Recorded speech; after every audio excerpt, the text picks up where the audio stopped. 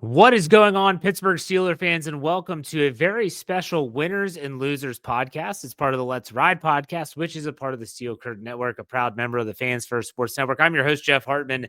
On this Sunday, the Steelers play on Saturday and lose 34-17 to the Baltimore Ravens. They have their opportunity. They have the ability to clinch the AFC North, and they let it fall through their fingertips, or throw it to the other team, or throw it on the ground, whatever you want to talk about.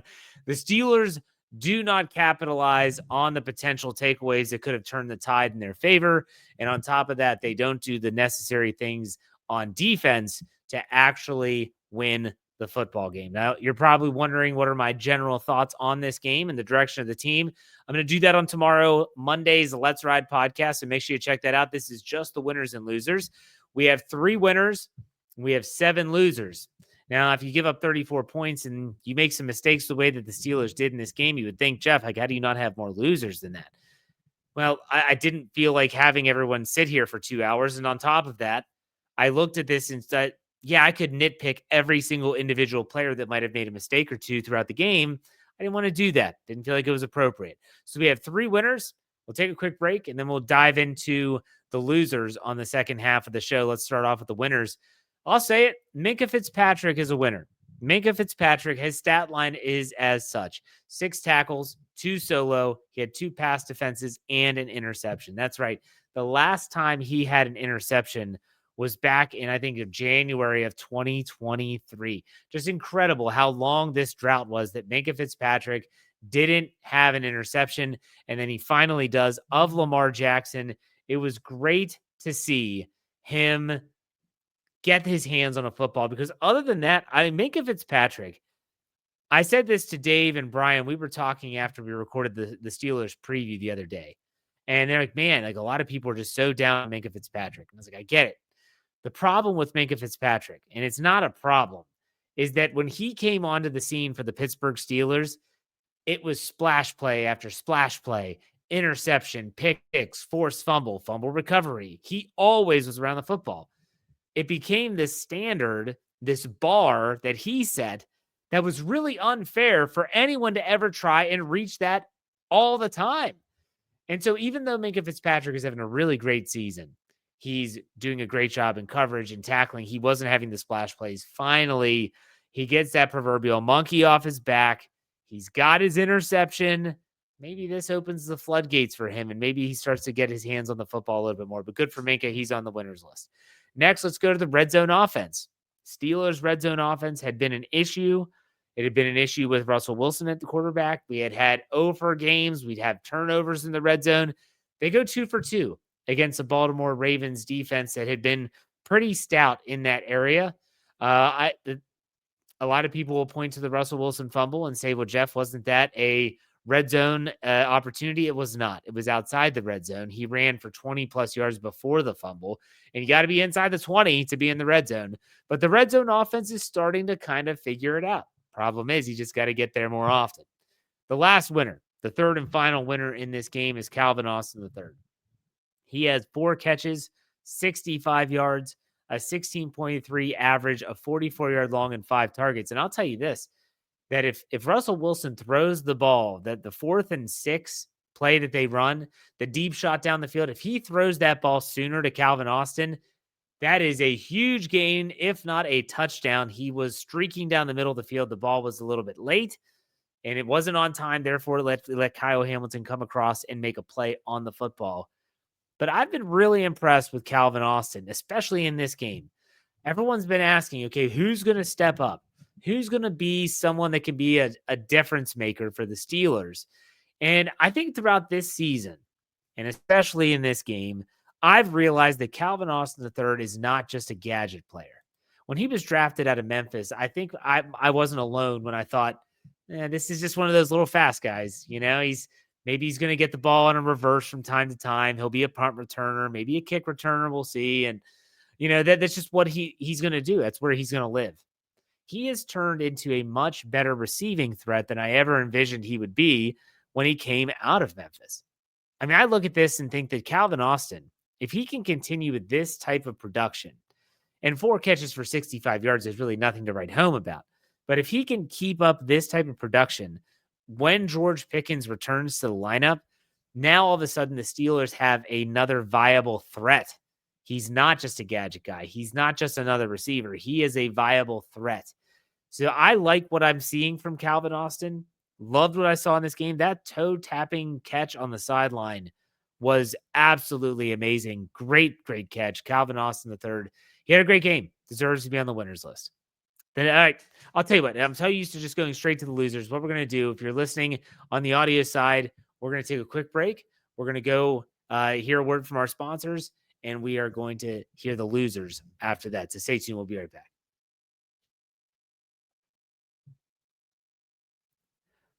All right, time for the losers. We already did the 3 winners. Now it's time for the losers. There's 7 of them.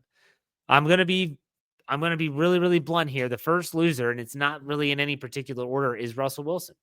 Russell Wilson's stat line might not look that bad. You know, he's 22 of 33, 217 yards, a 6.6 average. He throws 2 touchdowns. He did throw an interception, 3 sacks for 19 yards, a 92.6 rating. But he does have a costly fumble, and he does throw a pick 6. That interception equated in points for the other team. Russell Wilson had some vintage moments in this game. And vintage moments for Russell Wilson those are positives. Those are good things. He was moving in the pocket. He was scrambling out of the pocket. He was creating with his legs. He was decisive. But those turnovers crept up on him in a bad, bad way. And I said this on the post-game show, and I want to reiterate it here. Not all turnovers are created equal. If you take, for instance, that play that I diagrammed when Calvin Austin was running down the center of the field and he was open and Russell Wilson's throw was a little late, Kyle Hamilton comes over in coverage, makes a great play, knocks it down. Let's say Kyle Hamilton is not thinking and he intercepts the ball. He doesn't knock it down. He intercepts the ball. It's a 4th down. It would have been like a long punt. Everyone would say, okay, whatever. It's like a long punt. Actually, it'd be like a great punt because they would have had it inside their own 5-yard line.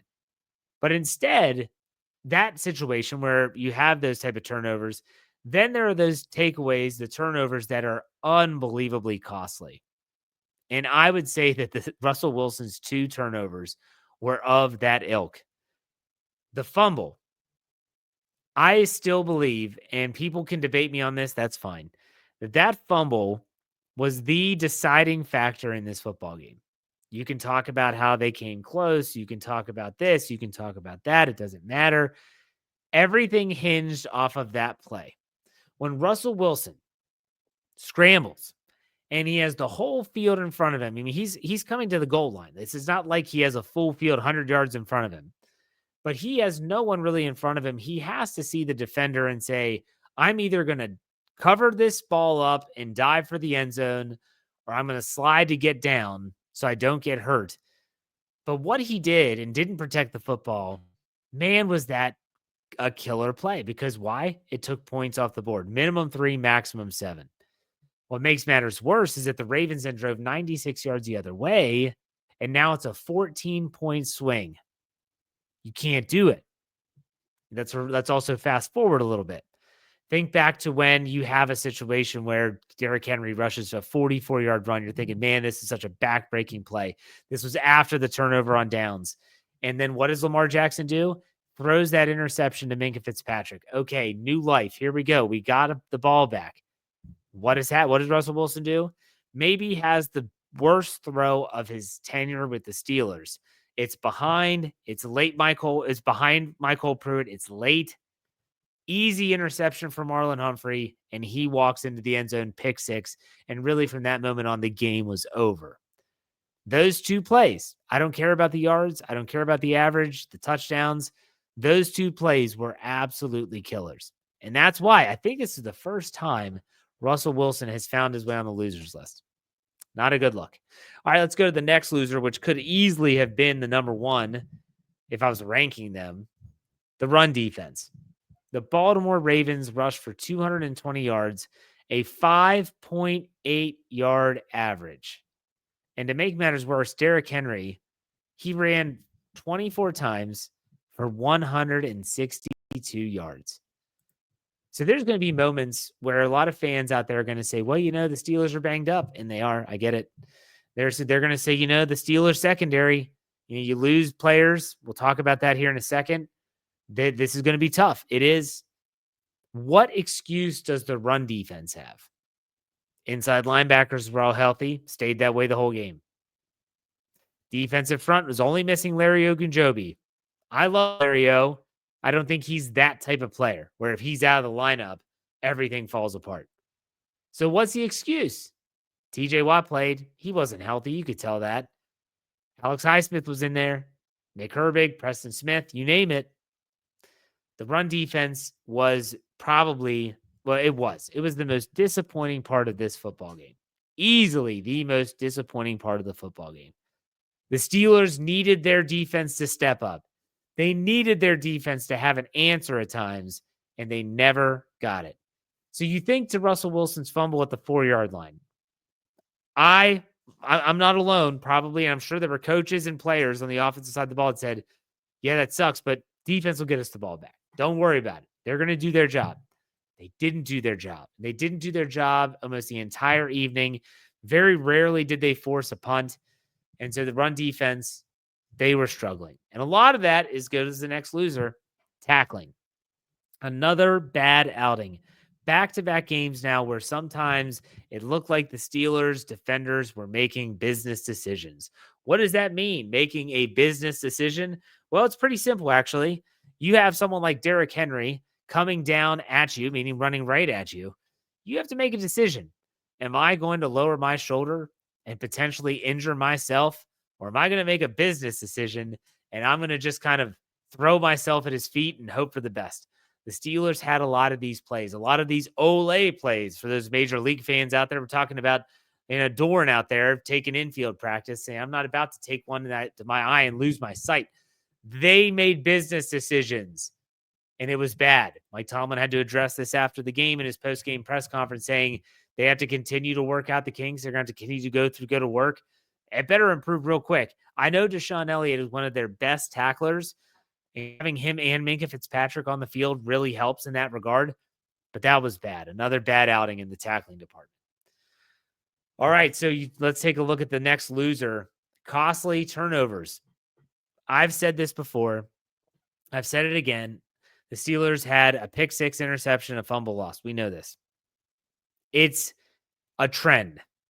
The costly turnovers is becoming a trend with the Pittsburgh Steelers. So let me just give you a couple of these tidbits. I've talked about these a lot the last few weeks on my podcast, but let me just give you a couple rundowns here. So go back to the Cincinnati game in Cincinnati, the pick six early in the game. They're automatically down 7-0. Then you could even talk about against Cleveland. Remember Cordero Patterson's fumble late in the game that gave Cleveland new life. Now, James Pierre ends up getting an interception later, but that's neither here nor there. That was a bad turnover. Go to Philly last week. Najee Harris fumbling the football. Go back to the last time the Steelers played the Ravens in Pittsburgh.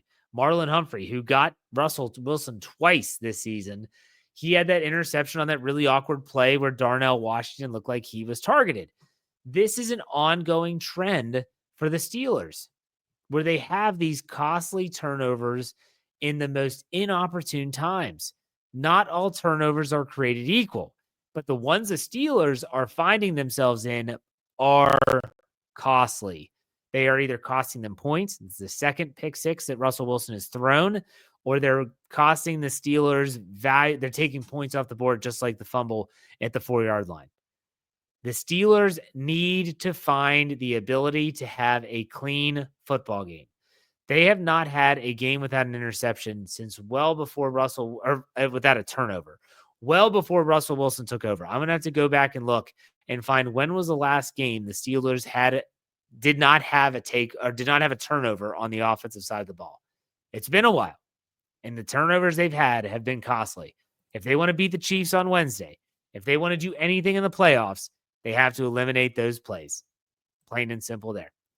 All right, let's go. We have 3 more losers. The next one is injuries. They continue to pile up. The newest injuries, Joey Porter Jr. left the game. This was weird.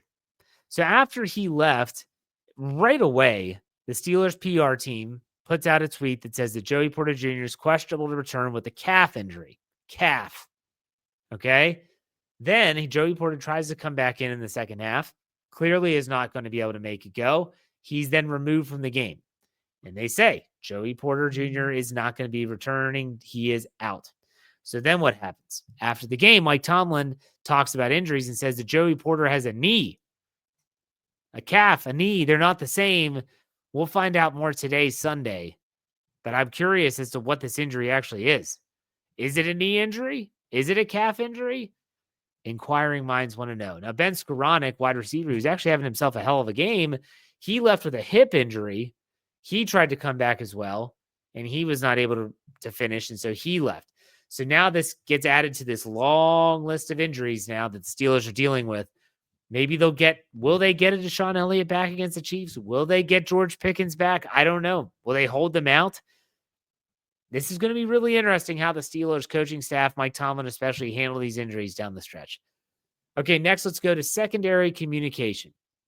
And the stat line is unpreparedness was evident. So let me understand, let me paint this picture for you. In our post-game show, there were a lot of fans that were in the live chat that were saying, there's the injuries with the secondary because James Pierre was starting, because Dante Jackson was held out of this game. So he wasn't out there. That meant that Corey Trice was out there. And you could definitely tell that there were a ton of communication issues. Now, I said this again on our post-game show. I shared this story, but I'll share it here as well. And it is that I used to coach. I coached for 13 years. I was a head varsity coach I coached men's lacrosse as a school in Maryland. Where I coached was that's not important.